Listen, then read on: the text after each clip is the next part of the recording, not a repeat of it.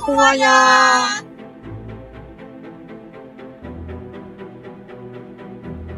Malam semuanya, perkenalkan nama saya Usman Ahmad.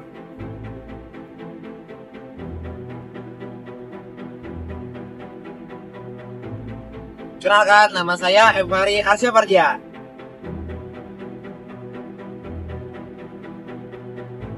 Halo semuanya, perkenalkan aku Azalika Dwi Ramadanti.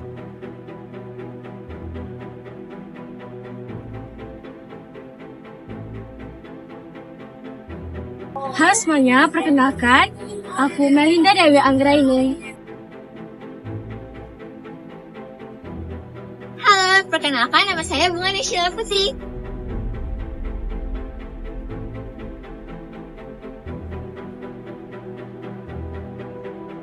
Halo semuanya, perkenalkan nama aku Kesha Bernadette Chow. Baiklah, di sini saya akan menjelaskan mengenai latar belakang Perang Dunia Pertama. Namun, sebelum kita memasuki penjelasan mengenai latar belakang Perang Dunia Pertama, apakah kalian mengetahui apa itu Perang Dunia Pertama? Perang Dunia Pertama adalah konflik global yang melibatkan dua aliansi utama, yaitu antara blok sekutu yang terdiri dari Prancis, Inggris, Rusia, dan kemudian Amerika Serikat melawan blok sentral yang terdiri dari Jerman, Austria-Hungaria, dan Kesultanan Ottoman. Perang Dunia Pertama yang terjadi pada tahun 1914 sampai 1918 berakar dari ketegangan politik, ekonomi, dan militer di Eropa. Faktor utama yang memicu perang ini antara lain, yang pertama, terdapat aliansi militer, yaitu terbentuknya dua blok kekuatan, yaitu Triple Entente atau Prancis, Rusia, Inggris, dan Triple Alliance atau Jerman, Austria-Hungaria, dan Italia.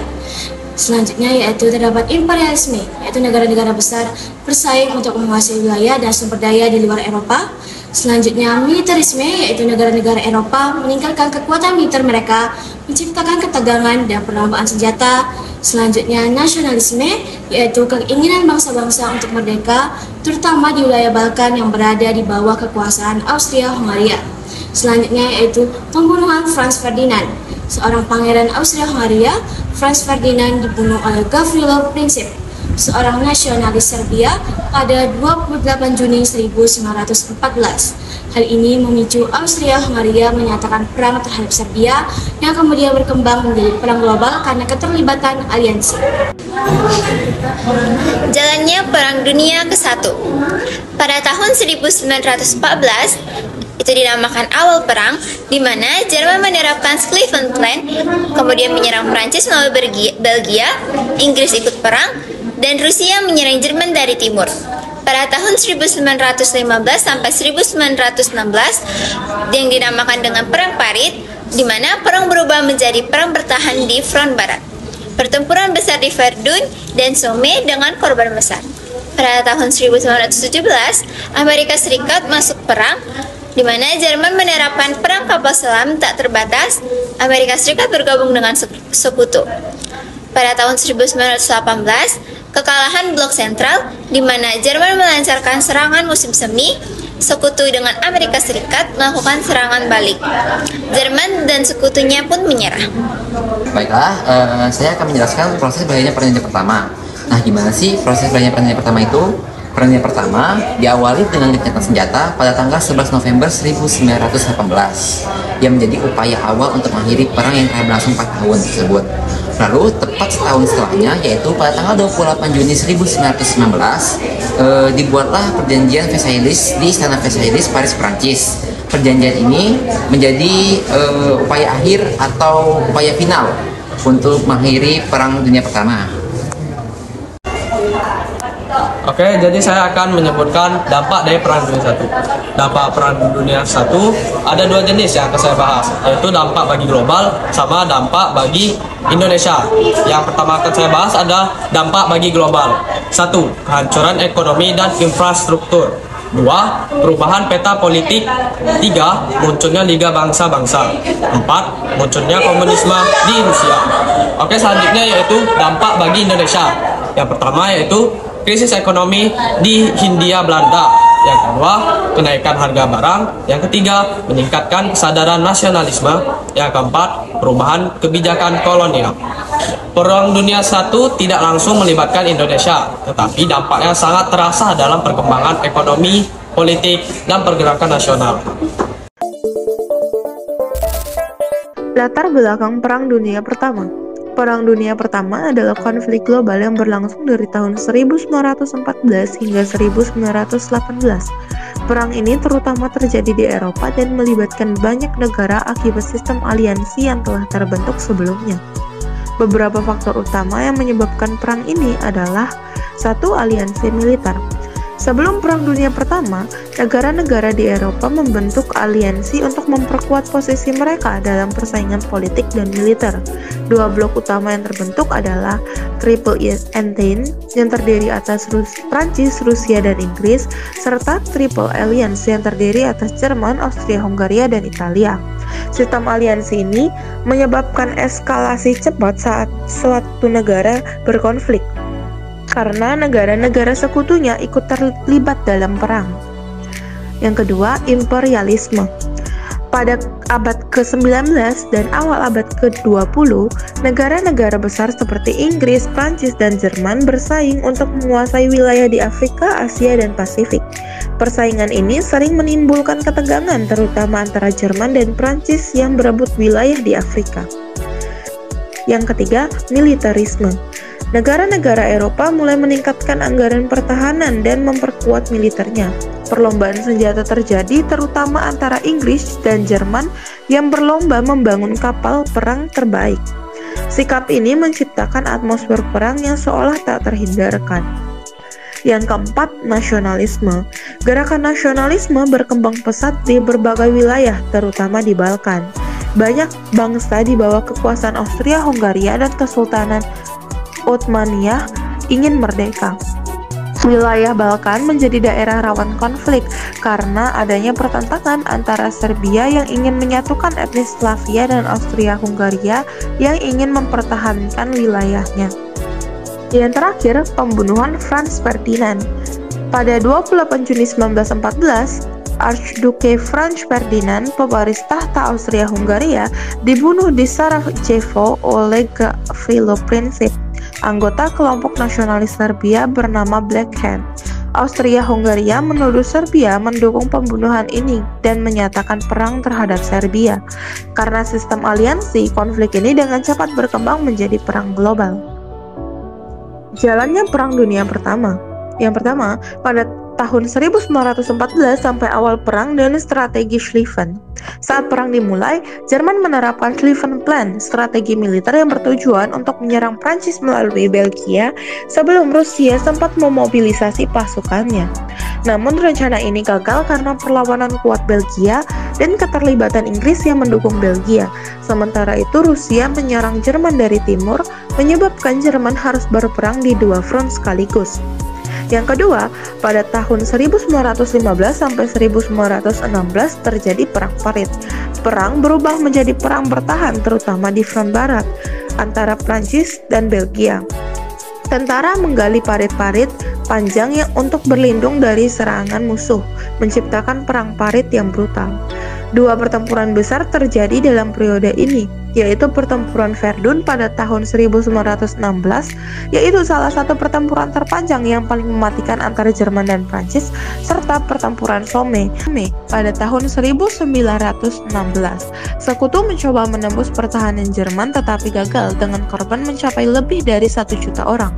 Di front timur, Rusia mengalami kekalahan besar melawan Jerman dan Austria-Hungaria, menyebabkan ketidakstabilan politik yang berujung pada revolusi Rusia tahun 1917. Pada tahun 1917, Amerika Serikat masuk perang. Awalnya, Amerika Serikat bersikap netral, tetapi beberapa faktor menyebabkan mereka bergabung dengan sekutu. Beberapa faktor tersebut adalah: yang pertama, perang kapal selam tak terbatas oleh Jerman yang menyerang kapal-kapal netral termasuk kapal dagang Amerika Serikat. Yang kedua, telegram Zimmerman, di mana Jerman berjanji membantu Meksiko merebut wilayah dari Amerika Serikat jika Meksiko bergabung dengan blok sentral. Keterlibatan Amerika Serikat memberi tambahan tenaga dan sumber daya bagi sekutu, mengubah jalannya perang. Yang terakhir, pada tahun 1918, serangan terakhir dan kekalahan Blok Sentral. Jerman melancarkan serangan musim semi dengan harapan memenangkan perang sebelum Amerika Serikat sepenuhnya terlibat. Namun, Sekutu melakukan serangan balik yang menghancurkan pertahanan Jerman. Austria-Hungaria dan Kekaisaran Ottoman mulai runtuh, sementara di dalam negeri Jerman terjadi kekacauan politik. Saya akan menjelaskan lebih lanjut bagaimana berakhirnya Perang Dunia Pertama. Berakhirnya Perang Dunia Pertama adalah ketika Amerika bergabung dengan Perang Dunia Pertama yang berpihak di blok sekutu yaitu Prancis dan Britania Raya. Lalu, blok sekutu pun menyerang blok sentral yaitu Jerman, Austria-Hungaria, Bulgaria, dan Kekaisaran Ottoman dengan bantuan Amerika. Setelah itu, blok sentral pun kalah. Untuk mendamaikan antara blok sekutu dan blok sentral, akhirnya ditandatangani Perjanjian Versailles pada 28 Juni 1919 di Versailles, Prancis. Adapun isi Perjanjian Versailles adalah: yang pertama, pembatasan kekuatan militer pihak Jerman. Yang kedua, Jerman harus menyerahkan wilayah Alsace-Lorraine kepada Prancis serta Eupen dan Malmedy kepada Belgia. Yang ketiga, pihak sekutu mengambil alih seluruh daerah kekuasaan Jerman. Yang keempat, Jerman diharuskan membayar ganti rugi perang. Yang kelima, pelabuhan Danzig berada di bawah pengawasan Liga Bangsa-Bangsa atau LBB. Nah, saya akan menjelaskan beberapa dampak yang ditimbulkan dari Perang Dunia Pertama, baik bagi global maupun bagi Indonesia. Dampak Perang Dunia Pertama bagi global. Dengan berakhirnya Perang Dunia Pertama yang berlangsung selama 4 tahun dari 1914 hingga 1918 memberi dampak yang cukup besar, tidak hanya negara yang terlibat dalam perang, namun juga bagi masyarakat dunia. Dampak yang ditimbulkan mencakup seluruh aspek kehidupan, khususnya politik, sosial, dan ekonomi. Dampak politik. Dampak Perang Dunia Pertama sangat berpengaruh terhadap perubahan kekuasaan wilayah dan perkembangan ideologi negara-negara Eropa. Beberapa dampak politik dari Perang Dunia Pertama adalah: yang pertama, negara blok sentral menjadi negara republik dan kekuasaan wilayahnya semakin menyempit. Yang kedua, munculnya negara-negara baru seperti Polandia, Cekoslovakia, Yugoslavia, Hungaria, Irak, Iran, Yordania, Mesir, Arab Saudi, dan Suriah. Yang ketiga, munculnya ideologi baru seperti fasisme di Italia, komunisme di Rusia, militerisme di Jepang, nazisme di Jerman, serta nasionalisme di Turki. Yang keempat, dibentuknya Liga Bangsa-Bangsa atau LBB pada tahun 1919 untuk mewujudkan perdamaian antara bangsa dan negara. Dampak sosial. Beberapa dampak sosial dari Perang Dunia Pertama adalah: yang pertama, kedudukan buruh dan wanita semakin penting demi mendorong produktivitas industri. Yang kedua, timbulnya korban meninggal sekitar 50 juta jiwa. Yang ketiga, munculnya gerakan emansipasi wanita di Eropa dan Amerika Serikat. Dampak ekonomi. Beberapa dampak ekonomi Perang Dunia Pertama adalah: yang pertama, kemiskinan akibat rusaknya perindustrian dan sumber daya manusia yang meninggal karena perang. Yang kedua, terjadi krisis ekonomi Malaise pada 1929 yang melanda dunia.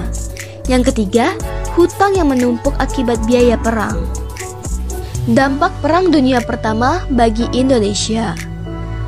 Perang Dunia Pertama adalah salah satu perang terbesar dalam sejarah. Walaupun Indonesia tidak ikut secara aktif dalam Perang Dunia Pertama, namun perang tersebut memiliki beberapa dampak yang signifikan bagi Indonesia. Ini meliputi dampak politik, ekonomi, sosial, dan pemerintahan. Bidang sosial dan politik. Perang Dunia Pertama meningkatkan paham demokrasi dan nasionalisme di Indonesia. Kemenangan negara demokrasi seperti Prancis, Inggris, dan Amerika Serikat terhadap Kekaisaran Jerman, Austria, dan Turki Utsmani berhasil menenggelamkan eksistensi sistem aritokrasi kerajaan. Pasca Perang Dunia Pertama, golongan cendekiawan Bumi Putra mulai menyebarkan paham-paham demokrasi dan nasionalisme di Indonesia melalui perserikatan dan organisasi seperti Budi Utomo, Sarekat Islam, Indis Party, dan Indis Vereniging. Bidang ekonomi. Dampak Perang Dunia Pertama sangat dominan di sektor ekonomi Indonesia. Pelayaran dan komunikasi antara Indonesia dan Eropa terganggu oleh Perang Dunia Pertama, sehingga menghambat kegiatan ekspor dan impor komoditas dari Indonesia.